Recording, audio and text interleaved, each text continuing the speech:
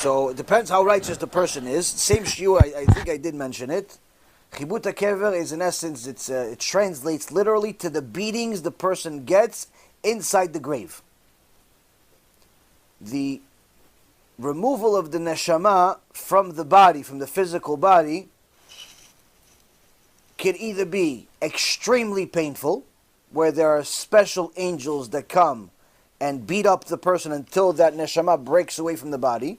There's an angel named Duma that has a responsibility, and a couple of other angels that have responsibilities of what they do to the body to remove the neshama from the body. Or the person can be righteous enough where the neshama leaves the body like you take a hair out of milk. That all depends on what thickness their klipa is, meaning how many sins they made in their life. If they've done tshuva and they've purified themselves, they stopped wasting seed, they stopped stealing, they stopped violating Shabbat, they fixed themselves, they learned Torah every day, then the suffering in the grave will be very, very minimal and could even be non-existent. But if they haven't done tshuva, then Rachmana litzlan.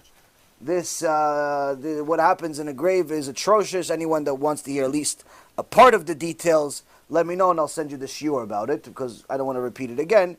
But the point is, it's a nightmare is an understatement. It's an understatement. There are specific angels that are responsible for different types of tortures that the body would get for as the first down payment for the crime of sinning against their king, against your king, against everybody's king, the King of Kings. Remember, HaKadosh Baruch Hu, even though He's our Father, He's also our King. So everyone knows that if you decided, La'avdil, a million avdalot, if you decide to go to the White House, break into the White House and punch Donald Trump in the face, your day's not going to end too well. Your day's not going to end too well. You're probably not going to survive, most likely. You're probably not going to survive. And if you survive, the rest of your life is not going to be too nice. Why? Because that story that I told you guys about that soldier will become the day-to-day life. Everyone understands that. You don't need to be a genius. You go punch any president in the world. You go to Iran, punch the president over there, the sheikh over there, punch him in the face, your day is not going to end so well. You go to Israel, you go take Bibi Netanyahu and give him a nice kick in the tush, your day is not going to be too good. Why? You violated their king. You violated their king, the prime minister, the sheikh, the whoever, the president of the U.S., whoever. You violated the king. There's a rule that they're allowed to pretty much do whatever they want to you. Needless to say, if you violate the King of Kings' rights and laws. That's what we forget to think about sometimes. We forget to think about the King of Kings, being the King of Kings. Now, someone else asked online today, why did HaKadosh Baruch Hu create all of these goyim? How come there's 8 billion goyim, almost, and there's maybe 15 to 20 million Jews that we know about? There's a bunch of them we don't know about, but needless to say, we're a minority in the world. What's the goyim's job in the world? Why did Hashem create them?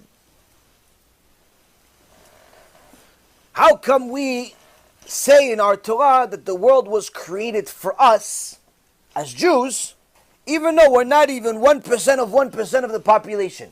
We're not even a rounding error. When you say 8 billion, it's really not 8 billion a round number.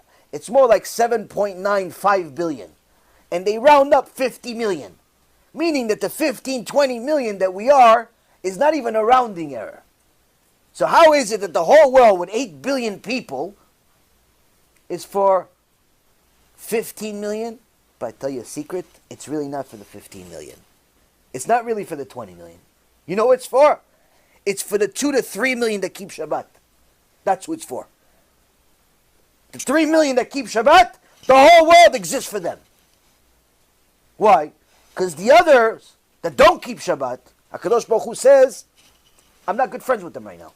In fact, Parashat Vayetchanan, the last 2 verses, says Hashem calls the Mechalel Shabbat, He calls them his hater, his enemy. Which means the world doesn't exist for the Mechalel Shabbat. Doesn't exist for the guy that's married to a Goya. Doesn't exist for the guy that's doing all types of sins against Hashem. It exists for the guy that's doing tshuva, that's serving Hashem every day. So how is it? It even makes the equation even more difficult. You're saying the whole world the atmosphere, the oxygen, the blood cells, the white blood cells, the red blood cells, the proteins, the fruits, all the colors, all the beauty, the animals, the cows, all this stuff. It's just for those few million Jews? How does that make any sense? What do you have all this extra for? The answer is, Rabotai, if you understand Torah, the answer will fit into your neshama like a nice, beautiful puzzle. If you're not doing tshuva, you will repel this tshuva. You will hate this answer. You'll hate it. Why? Because your mind is still a little bit, liberal lefty mentality. Like spiritually stupid. No, that's what the liberals are. They self-hating Jews. People that are self-hating Jews, like this Bernie Sanders guy, he wants to make a point to show all other people in the world that he hates Jews, even though he's a Jew himself. Hashem Yachem. This is a self-hating Jew. Now, if you have a liberal lefty mentality, you're going to hate the answer. If your neshama is still pure, Baruch Hashem, and you're trying to get close to Hashem, you're going to like this answer. The answer is, Rabotai Kareem, is that HaKadosh Baruch Hu created the world for these unique people that keep Shabbat, keep mitzvot, learn Torah, have fear of Hashem.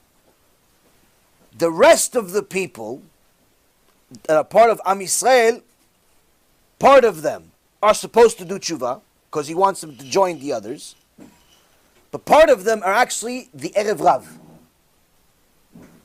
Part of the Jews in the world are the Erev Rav, which are wicked neshamot that were already created at the time of creation, that actually caused the Mabul, that actually caused people to worship the idol in Mount Sinai, that have been torturing Am Yisrael for generations. Now what's going to happen with these Erev Rav, these wicked, wicked people that are unfortunately born Jewish and technically are halachically Jewish? If they do tshuva, which some of them will, Baruch Hashem, they join the rest of Klal Yisrael. But the ones that are mamash reshaim, that are not going to do tshuva, on them, Rabotai Kareem, the Zohar Kadosh in Tikunei HaZohar, page 134a, says, on them, we will fulfill the mitzvah of limchot et Amalek.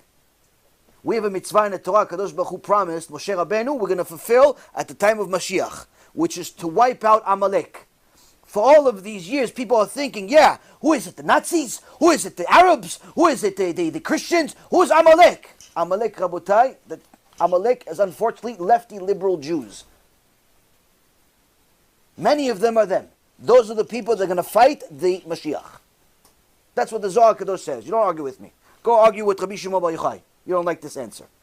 Now what about the other 8 billion non-Jews? The other 8 billion non-Jews, some of them are special neshamot that wanted to convert at the time of Mount Sinai, but their nations did not want to convert. So Hashem promised them that they will convert before Mashiach comes. Gemara Masechet Avodah Zarah, page 3b and 4a, talks about how the generation before Mashiach will have many, many converts. If you go to any Bedin that deals with converts, you ask them, how many converts do you have today versus 5-10 years ago? They're going to tell you, Shamayim va'aretz. It's night and day difference. 5-10 years ago, we had maybe once a month. Today, 5-10 a day sometimes.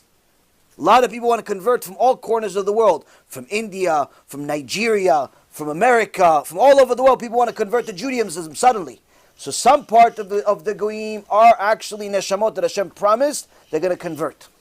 Some part of the Goyim are actually Jews that are being punished because of the sins they did in their previous carnation. They acted like Goyim, so Hashem reincarnated them as Goyim, and their job to fix themselves is to convert to Judaism. That's number 2. Some of the Goyim, which is a good large part of them, are supposed to be righteous Noahides, which are good Goyim that love Am Yisrael, that love Torah, that love Hashem, but are not ready to convert, not able to convert for different reasons, and they are supposed to help Am Yisrael do tshuva. Part of their avodat Hashem, part of their serving of Hashem, they're supposed to help Am Yisrael do tshuva, donate for kiruv, help other people go to all types of things, as well as themselves serve Hashem. But unfortunately, there's the last part, which is probably the largest part, And that's the large part of the Goyim that are Esav and Ishmael, that are haters of Am Yisrael. Is halacha in the Torah, Esav sonei Yaakov. What does that mean, Esav sonei Yaakov? There's a certain section of the non-Jews that HaKadosh Baruch Hu simply uses as a way to run the world. If Am Yisrael does good, he uses those Goyim to build the world for the Jews. Build the nice buildings, builds the nice bridges, build the kosher stores, build everything. Develop new technology, do good things that Am Yisrael benefits from. If Am Yisrael does not do good, then Hashem uses them as the stick.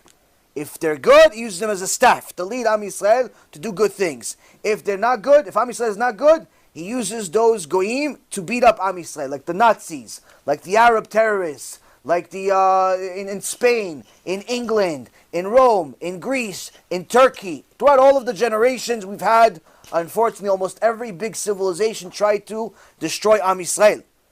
Hashem uses those people to run the world in order to rebuke his people. So you have 8 billion people that have a very, very special role in the world, but it all has to do with Am Yisrael. In fact, to such an extent that if there is a tsunami, in Japan, like there was some years ago, this is a sign for Am Yisrael to be worried. Now, even though most of the people that died in the tsunami were Japanese people, non-Jews, they got the tsunami as a warning shot for Am Yisrael. That's what the Chafetz Chaim said when somebody said they came back from a trip to Africa, and he asked them, so how is it in Africa? They're still racist over there, they're still beating up all the people, torturing them.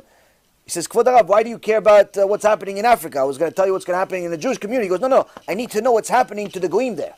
He says, why does the Chafetz Chaim Kodesh Kodashim care about a bunch of Goyim in Africa? He goes, no, it's a mistake. If they're getting tortured, that's a sign from Shamayim to us. You see there's an earthquake in Bangladesh, that's a sign to you. You see there's an earthquake in Chicago, that's a sign to you. Tornado in somewhere, sign to you. Everything's a sign to Am Yisrael. Everything is a sign to Am Yisrael.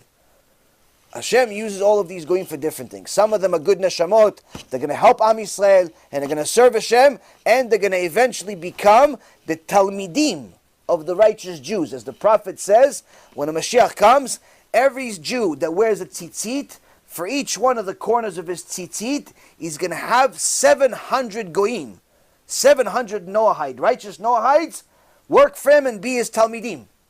That means for every tzitzit that you wear, you have 2,800. There's 4 corners, 700, 700, 700, 700. You have 2,800 students that are going to do whatever you need to eat, to breathe, to build your yeshiva, do whatever you want, but under one term. What term? Teach them Torah.